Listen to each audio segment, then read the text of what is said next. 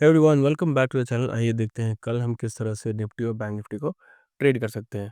बात करें अगर बैंक निफ्टी की, तो बैंक निफ्टी में अभी फ़िलहाल अगर आप देखो तो अच्छे मूव्स यहाँ पे आ रहे हैं, धीरे-धीरे करके मार्केट पॉजिटिव की तरफ मूव कर रहा है। यहाँ पे 2-3 3-4 दिन से पॉजिटिव मार्केट एक हायर हाई बनाता है, एक हायर कैंडल्स बनाता हुआ जा रहा है। लेकिन आप देखो यहाँ पे एक रेजिस्टेंस है व्हिच इज़ अराउंड 49700। तो कहीं न कहीं अगर 49700 के आस-पास ये पहुँचता है तो इस एरिया से ही हमें एक रिजेक्शन देखने को मिल सकता है, जैसा बार-बार हमें देखने को मिला है। मार्केट 4 दिन से कंटीन्यूअसली ऊपर की तरफ मूव कर रहा है, तो कल अगर market let me go to 15 minutes chart. अगर आप आज का मार्केट देखो, आज का मार्केट ऊपर खुला और कहीं न कहीं एक मार्केट ने अपने आप को होल्ड किया है। तो यहाँ पे जो बेयरिशनेस है वो थोड़ी कंट्रोल्ड है। अगर आप देखो बियर लो जो बायर्स हैं वो थोड़े कॉन्फिडेंट लग रहे हैं यहाँ पे, इवन दो एंडिंग में अगर आप देखो तो कहीं न कहीं एक पंप हो गई, मार्केट बंद हुआ है। तो अगर मार्केट कल गैप अप खुलता है तो ये अपने रेजिस्टेंस के आस-पास ही खुलेगा। हो सकता है कि 50,000 तक चल जाए, लेकिन वहाँ से हमें एक सेलिंग देखने को मिल सकती है, क्योंकि 50,000 एक राउंड राउंड नंबर है। राउंड नंबर के आस-पास हो सकता है हमें एक रेजिस्टेंस देखने को मिले। ऑलरेडी यहाँ पे एक रेजिस्टेंस है और राउंड नंबर के आस-पास हो सकता है वहाँ से एक सेलिंग आने देखने को मिले और इस एरिया में ही मार्केट बंद हो। बहुत ज़्यादा एग्रेसिवली कल ट्रेड मत करिएगा। अगर मार्केट फ्लैट खुलता है या फिर गैप डाउन खुलता है, अगर फ्लैट खुल के ऊपर जाता है तो सिमिलरली 50,000 के आस-पास ये टच कर सकता है कल के दिन भी, या फिर 49,700 के आस-पास ये एक रेजिस्टेंस लेगा और उसके बाद साइडवेज़ मूव करने लगेगा। अगर मार्केट फ्लैट खुलता है, फ्लैट खुल के नीचे आता है या फिर गैप डाउन खुलता है, तब क्या होगा? यहाँ पे जिन लोगों ने भी बाय किया था वो पैनिक करने लग जाएँगे, क्योंकि मार्केट ऑलरेडी नीचे की तरफ मूव कर रहा है। एक पुल बैक लिया और फिर नीचे आया, उस तरह का एक चार्ट बनना शुरू हो जाएगा। तो अगर मार्केट अ, गैप डाउन खुलता है या फिर फ्लैट खुल के नीचे की तरफ मूव करता है, तो यहाँ पे थोड़ा एग्रेसिवली ट्रेड आप मत करिएगा। अगर आप पुट साइड ट्रेड कर रहे हैं, तो आप 49,500 के ऊपर के जो कॉल्स है उसको सेल कर सकते हैं। अगर आप पुट बाय करना चाहते हो, आप कर सकते हो on the monthly basis. But अगर आप ऑप्शन सेल करना चाहते हो, तो आई थिंक 49,500 के ऊपर के ऑप्शंस आप सेल करके होल्ड करिएगा और थ्रू आउट द डे आप होल्ड करके देखिएगा। अगर आपको लगता है कि यहाँ पे कहीं न कहीं एक रिवर्सल के साइन है, अगर market let's say for example market नीचे आता है, नीचे आने के बाद इस तरह का मूवमेंट बना के कहीं ऊपर की तरफ डब्ल्यू पैटर्न अगर बनाता है, तो कहीं न कहीं आप इसको निकाल दीजिएगा इस एरिया में, क्योंकि यहाँ पे हो सकता है कि मार्केट में फिर से एग्रेसिवनेस से वापस आ जाए। तो टू समराइज़ यहाँ पे हो क्या रहा है कि मार्केट में कन्फ्यूज़न जो है, जो बहुत ज़्यादा है।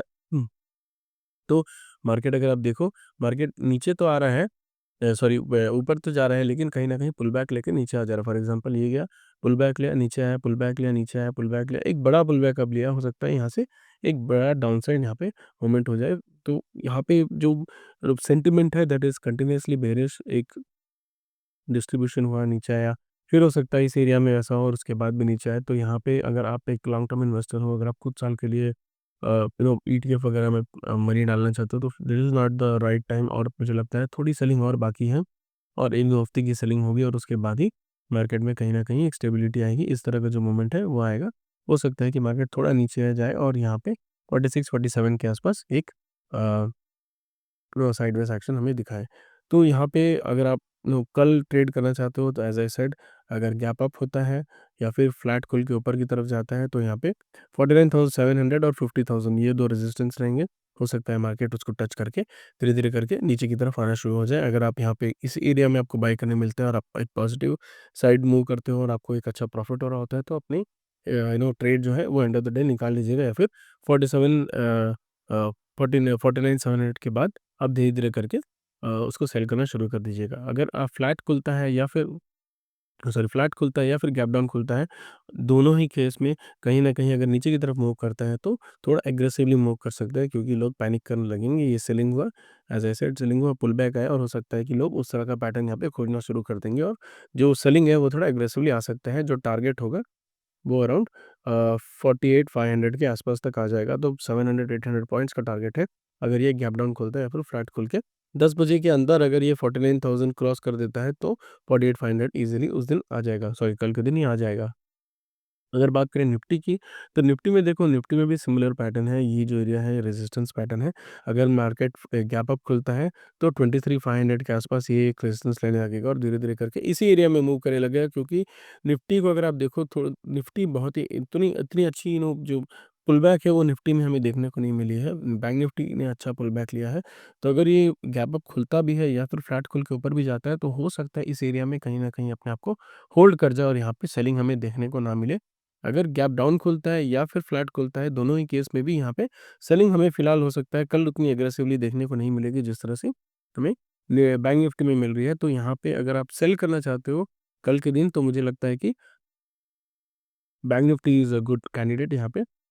निफ्टी को कल एक दिन आप हो सकता है जाने दो, क्योंकि निफ्टी में अभी भी थोड़ी रिकवरी जो है वो बाकी है। तो अगर थोड़ा और रिकवर हो जाता है निफ्टी, अगर निफ्टी 23,500 के आसपास आता है और वहाँ से फिर सेलिंग होती है, तो हो सकता है कि यहाँ पे एक अच्छी सेलिंग आपको देखने को मिले।